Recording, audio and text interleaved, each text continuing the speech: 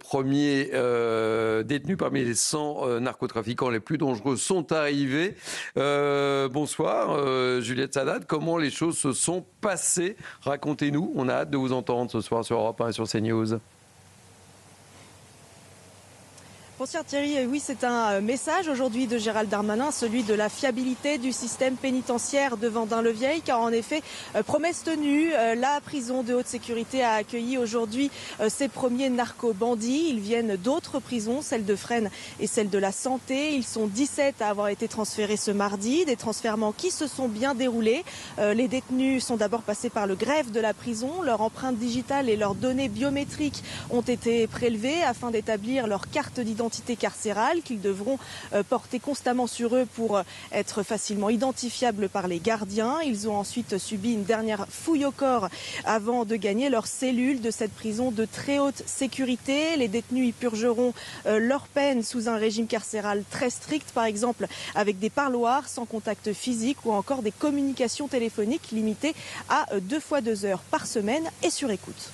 Merci beaucoup Juliette Sadat avec Antoine Durand depuis Vendin-le-Vieil. Juliette Sadat vient de le dire, Louis de Ragnel, Gérald Darmanin a tenu sa promesse. C'est important de dire et de souligner les choses. Et pour Gérald Darmanin, c'est très important parce qu'il a un résultat extrêmement rapide. Et on est quand même dans une période politique où les résultats n'arrivent pas.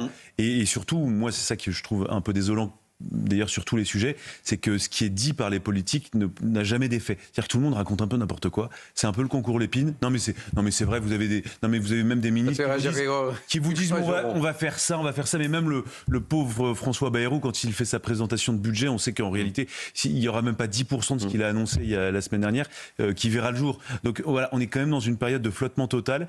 Et là, Gérald Darmanin, faut le reconnaître, a un résultat. C'est du sonnant trébuchant et tous les Français peuvent le voir. Grégory Joron.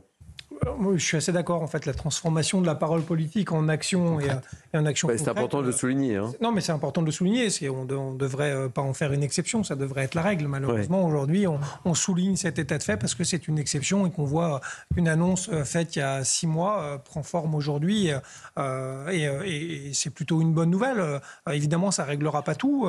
Et moi, je me permets quand même de souligner et d'apporter mon soutien aux agents de surveillance pénitentiaire et aux collègues policiers qui vont devoir gérer Vendin-le-Vieil parce qu'il y a un enjeu, il va y avoir de la tension et il va y avoir surtout demain, de toute façon on le sait, forcément des réactions et c'est une mission qui n'est pas anodine.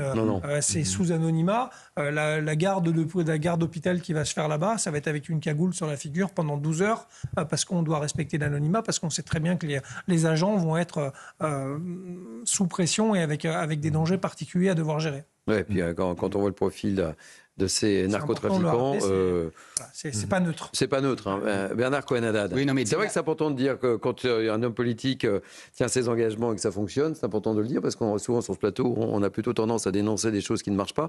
Quand ça fonctionne, c'est bien de le dire aussi. C'est pour ça que les paroles n'engagent pas que ceux qui les reçoivent, mais bien ceux qui font en sorte qu'elles soient appliquées. Mais on l'a vu tout de suite, dès l'arrivée de Gérald Darmanin au ministère de la Justice, il a multiplié les interventions, les visites dans les prisons, les déclarations. Il est intervenu sur le coût des prisons, y compris des prisons, ça a été évoqué tout à l'heure par Louis de Ragnel, ces fameux préfabriqués, enfin ces prisons modulaires. Préfabriqués, il faut faire attention, mais modulaires, attention, qui sont plus facile pour se faire la malle. En kit, en fait. En kit et qui peuvent effectivement coûter beaucoup moins cher que des prisons haute sécurité. Donc il a dit ce qu'il ferait, ce qu'il fera, il le fait en si peu de temps. C'est ce qu'on attend aujourd'hui de la parole publique, de la parole politique, un peu dans le même esprit, même beaucoup de ce que fait Retailleau. Donc on a un attelage, je ne veux pas dire d'un réopage, Retailleau-Darmanin qui tient la route et qui aujourd'hui essaie de contourner la difficulté de la tripolarisation de la vie politique française en utilisant l'effet réglementaire, c'est-à-dire l'action administrative pour pouvoir faire bouger les lignes. C'est assez positif. Olivier Benkemoun. Pas de budget, pas de majorité, donc il faut avoir des idées sous la contrainte. Ouais. C'est ce qu'il a fait en finalement peu de temps. Quand on s'est aperçu de manière effrayante que ces narcotrafiquants continuaient à organiser des fusillades, à organiser leur business progresse depuis les prisons en trouvant un nombre fou de téléphones portables. Il fallait réagir. Alors vous pouvez fermer les yeux, vous pouvez continuer à faire ce qui se faisait depuis des années. Gérald Darmanin, il a décidé d'agir. Voilà. Comment agir? Il avait peu de moyens, il l'a fait. Aujourd'hui, on en a la concrétisation. On n'est qu'au début, 17 premiers narcotrafiquants incarcérés.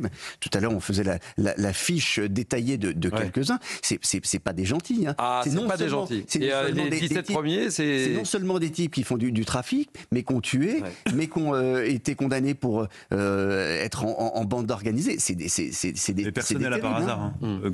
Oui. Louis de Ragnel. Non, mais c'est une prison qui va être extrêmement mal fréquentée. Oui. Ce sera le cas de le dire, parce que vous avez vraiment tout le haut du spectre. Alors certains, ils voient l'aristocratie de la grande criminalité.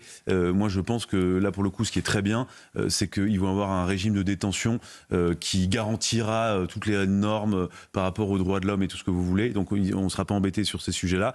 Et par ailleurs, on aura, j'espère, l'assurance à 100% qu'ils ne sont pas en télétravail, donc ils continuent pas leur activité à distance, et que voilà, ils ne continuent pas à s'organiser, qu'ils ne peuvent pas s'évader. Et je pense que vis-à-vis des Français qui sont extrêmement déçus de la justice et qui sont très en colère, eh bien, ça apporte quand même une réponse de fermeté.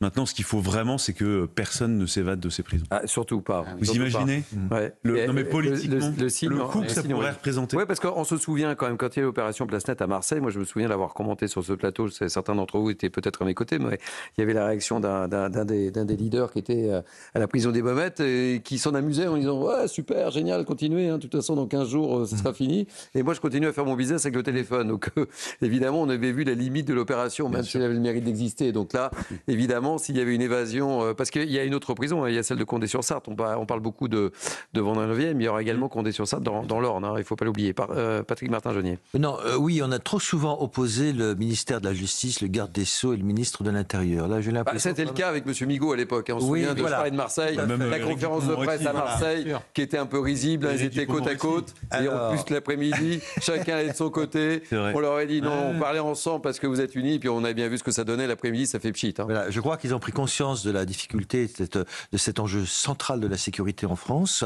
dans la perspective aussi peut-être de l'élection présidentielle de 2027. Ah bon, il y a une élection ? Oui, enfin, il y a quand même des municipales avant. Donc, la sécurité sera... Vous avez pris votre décision pour vous, pour le municipal ? On en parlera plus tard, je suis en contact. Ah oui, c'est vrai, on a oublié, on le dit à nos téléspectateurs, à nos auditeurs. Qui fâche. Oui. Patrick Martin-Jeunier. Mes amis lyonnais savent que je m'occupe beaucoup de ce qui se passe là-bas. Voilà, c'est dit. Ah, ça y est, l'information. Donc, mais alors après, on ne pourra plus recevoir l'Arcom Veille. L'Arcom Veille. Vous n'avez rien dit. Donc, ça vous engage quand même. Je ne suis pas candidat, voilà. Donc, je m'occupe beaucoup de ce qui se passe là-bas. Ce que je voulais dire. C'est une réponse aux politiques, ça. Plus sérieusement. Une réponse aux politiques. Ça m'intéresse beaucoup, mais je n'ai pas encore pris ma décision. Oui, voilà. Non, ce qui est on va y arriver, je vous en assure. Important, c'est de dire qu'un ministre, c'est le chef d'une administration. Le chef d'une administration, on a trop dit que les ministres se faisaient diriger par l'administration. On a là 2 ministres politiques de la justice et de l'intérieur qui essayent de diriger, avoir de grandes initiatives. Ils ont un budget quand même, donc ils doivent gérer leur budget, même si le budget il est modeste. Ils savent donner des orientations politiques et pour moi, c'est quelque chose de plutôt positif. Il faut maintenant que ça s'inscrive dans la durée. 2 mots sur la DZ Mafia, on en parlait tout à l'heure, qui constitue une menace majeure pour la France, on le sait.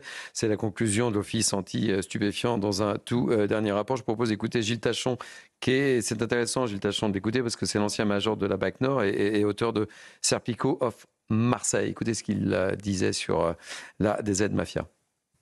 Les moyens qu'on veut utiliser ne sont pas pleinement donnés. La police fait avec des briques et des brocs qu'on a, le peu de choses qu'on a, on essaie de lutter. Mais ce qui va à notre encontre, c'est le système judiciaire, la justice qui ne pèse pas dans la balance et qui ne sanctionne pas. Ce sont des recrues, le 3/4 du temps, ce sont des mineurs. Et tant qu'on ne changera pas l'ordonnance 45 sur les mineurs, l'engagement dans les crimes et délits, on ne pourra pas avancer dans ce sens-là. On sera cuit.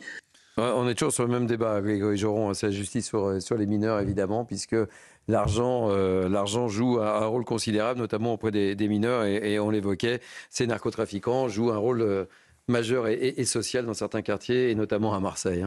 Oui, c'est malheureusement une réalité. Ils ont pris la main sur des pans qu'on a complètement abandonnés en termes de services publics. Ils rendent service, et donc c'est un rôle un peu ambivalent, c'est une réalité. Et ils enrôlent aussi la jeunesse en leur faisant miroiter de l'argent facile, etc., etc. Et forcément, c'est pas vraiment adapté. On parle d'ordonnance des mineurs. Je rappelle qu'il y a eu quand même une loi qui a été déposée par Dupond-Moretti, où en fait on a fait, je pense, l'inverse de ce qu'il devait faire. C'est-à-dire qu'on y a mis une césure où on fait dans un premier temps le jugement qui va décider de la culpabilité ou pas de la personne mise en cause, pour finalement, 6 à 9 mois après, le reconvoquer pour le condamner à une éventuelle sanction. Donc déjà, c'est pas très lisible, une sanction, on le dit souvent, faut qu'il y ait de l'immédiateté, il faut qu'il y ait de la certitude aussi. Et je crois qu'on s'éloigne réellement de ça. Et en effet, je pense qu'on n'a vraiment pas pris le sujet par le bon bout en termes de justice des mineurs, et qu'il est temps de revoir un peu tout ça assez rapidement et de changer le logiciel. Et on l'a dit, la DZ Mafia, c'est une organisation tentaculaire. On est très loin de Marseille, ça s'étend partout, et c'est une véritable entreprise, Louis de Ragnel. Institutionnalisée, Ben oui. Ils font des conférences de presse, pour dire ils publient des communiqués de presse, mais avec un en-tête, un logo, comme si c'était une marque, comme si c'était une institution. Et ça, pour le coup, c'est quelque chose de tout à fait nouveau. Mais ça, c'est complètement... C'est difficile à comprendre parce que ça marche pas comme une mafia. Il n'y a pas un chef de la DZ Mafia. Vous pouvez vous revendiquer de la DZ Mafia. Vous pouvez... juste dire, moi j'ai mon groupe, j'ai de dealers, etc. Et je me revendique de la DZ Mafia, j'en fais partie. Mais ce qui est terrible, parce que moi je reviens à ce que disait le maire de Limoges hier, ou avant-hier, lorsqu'il parlait de ses enfants, de 13 ans, de 14 ans, de 8 ans parfois qui faisaient le chouf. On a des armées d'enfants soldats qu'on est en train d'enrôler, que ces mafias sont en train d'enrôler. Et là-dessus, comment on fait ? De quelle manière on les sort de ça? Ça me fait penser aux enfants au Rwanda qui étaient prêts à se battre, qui faisaient allégeance à ces mafias, qui étaient prêts à tuer, qui était la bagarre avec la police, les guérillas, etc. C'est que le début, c'est le premier pas. Mais ensuite, vous devez encore aller plus loin, vous devez être prêt à tuer. Moi, c'est ça qui m'effraie en réalité. Quand vous avez 13 ans, 14 ans, vous êtes prêt à tuer. On a vu un gamin de 19 ans se faire tuer il y a quelques jours à Nîmes, brûlé, filmé, etc. Quand on atteint sur les réseaux sociaux. ce niveau de violence-là, il faut vraiment s'interroger collectivement. Il est 18h30. Quand il est 18h30, c'est Maureen Vidal qui apparaît pour un tour complet d'informations sur